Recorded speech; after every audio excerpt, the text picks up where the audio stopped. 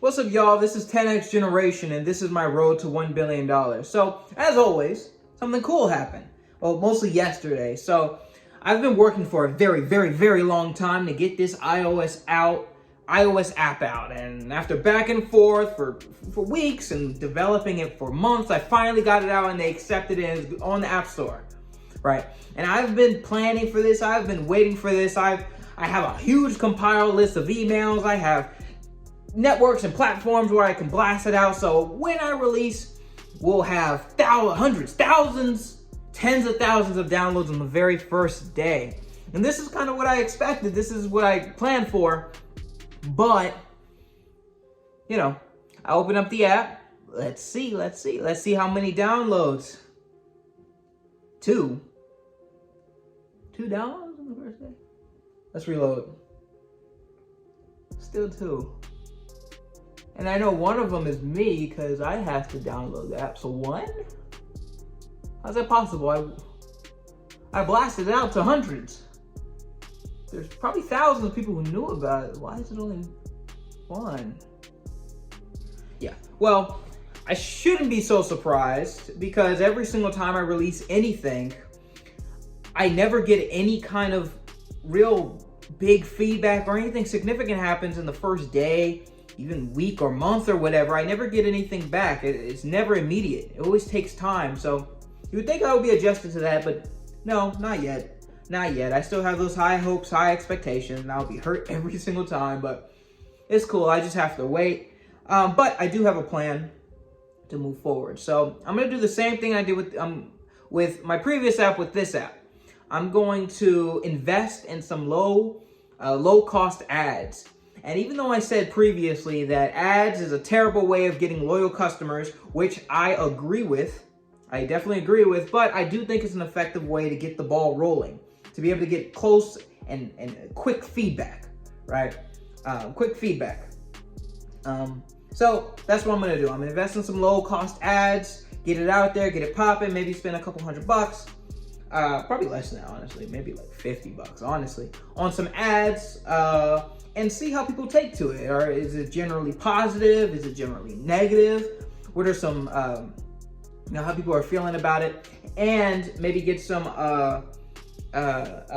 feedback, because certain bugs are pretty surface level that I just haven't been able to test. So if I get a couple people to download it and see if it works on their device, on what iOS versions, just see what happens, I'll be able to collect some data and make the adjustments before the organic people come in who are more likely to become loyal customers and daily active users. So that's my plan forward.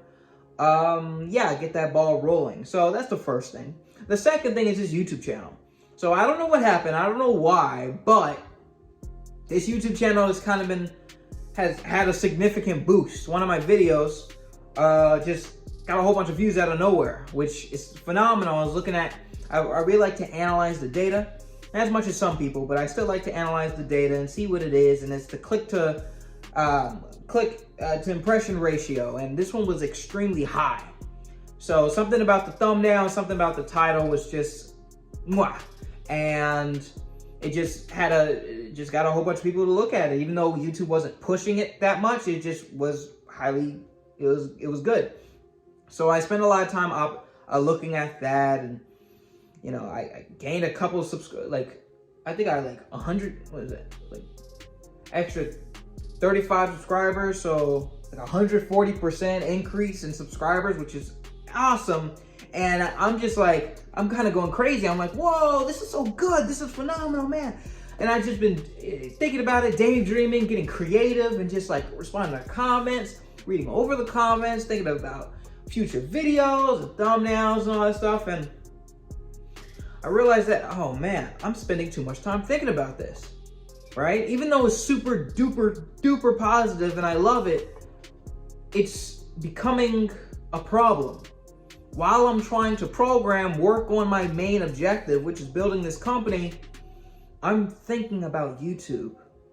And that's an issue. That's definitely a problem. And I'm someone who doesn't actually like to use discipline. I'm actually kind of lazy, I'm gonna be honest. I don't like to use discipline.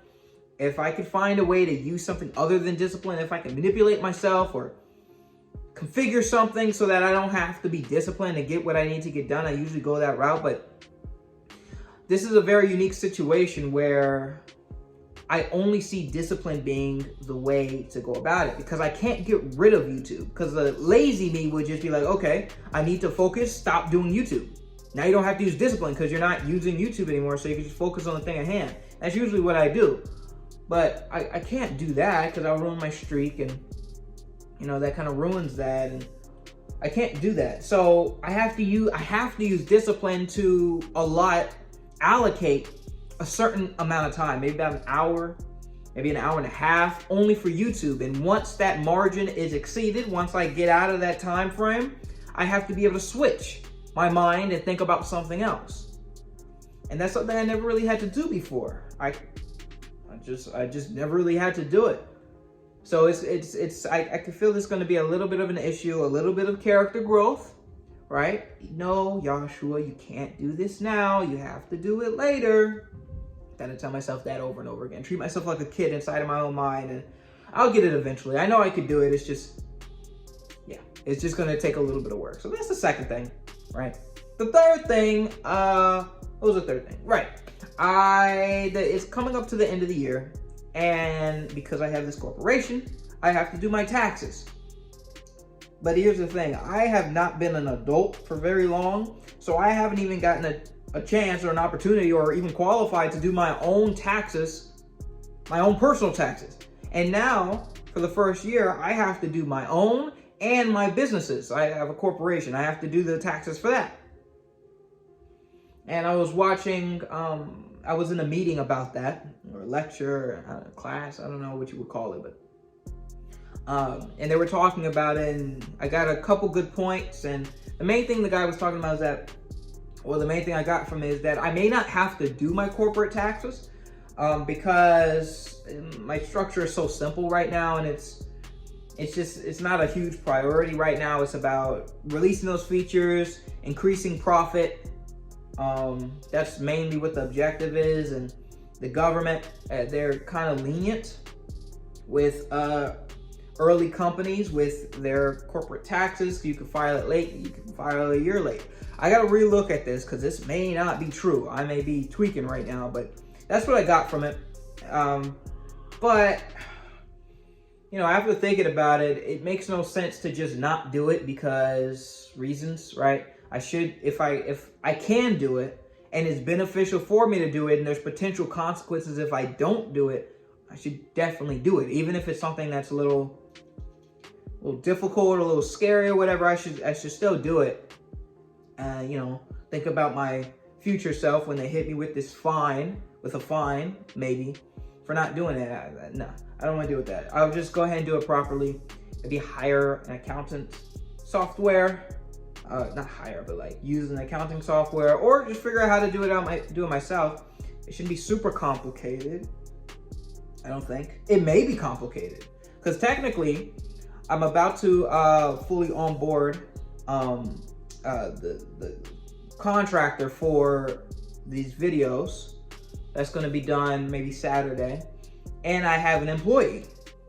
I'm employed, so it may be a bit more complicated than I think. We'll see. I'll get to that. I still have a little bit of time to do it. I think it's sometime in March. Yeah, March something. I think March 15th is the deadline, so I have a bit of time. But I was just thinking about that, and man, I gotta tell you, this tax stuff is real boring. I was falling asleep while the guy was talking. Like, that's what I spoke to you, what I told you was the basic gist of what I got from it, but I'm sure he said way more because I was literally falling asleep. I really should not have listened to it in the bed. I shouldn't have done that. That was a bad decision because I was literally knocked out. Anyway, third thing. What's it? No, that was the third thing. Okay, fourth thing.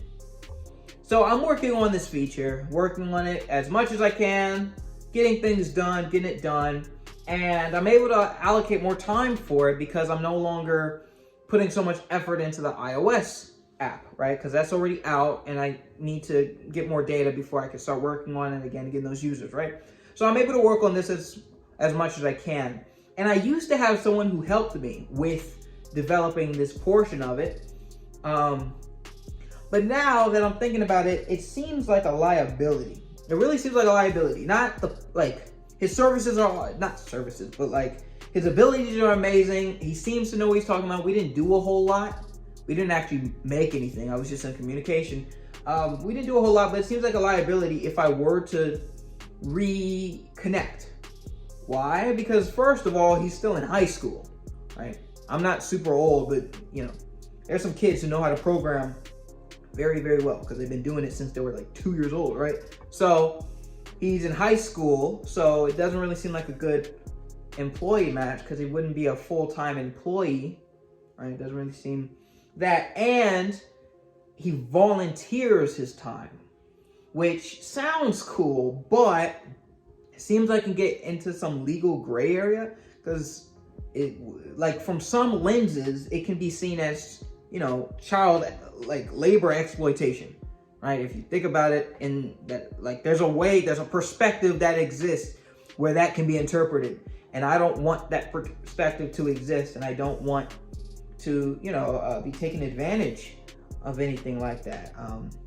And I'm not ready yet to get a full-time employee. Not yet. I haven't even gotten my, I haven't even fully onboarded the editor. So that's something else I'm thinking about, something that I'm a little wary about, something that I'm conscious of, something that I'm thinking about. Yeah, maybe I could hire him on as a full-time employee because he's above 16, but even the employee stuff is going to get a little weird because he's in a completely different state than me. And when you have employees, whatever state your employees are in, you have to file, you do the taxes for the person in that state, for that state. Because each state has different, you know, laws and stuff. So, yeah, I really don't know. I could hire him as a contractor. I could do that. Yeah, and then, you know, talk to my lawyers, get NDA and whatever other forms to protect myself. I could do that. I don't know. Something I'm still thinking about. These are important questions. These are good problems to have. But yeah, I'm out here figuring it out. Anyway, I do this every single day. So if you are interested in the journey, if this is inspiring at all to you, if you learn something new that you can maybe apply to your own life and your own business or whatever else you want to do, go ahead and leave a like, make a comment, and of course subscribe. I do this every single day, so I'll see you guys tomorrow. Thank you so much for watching.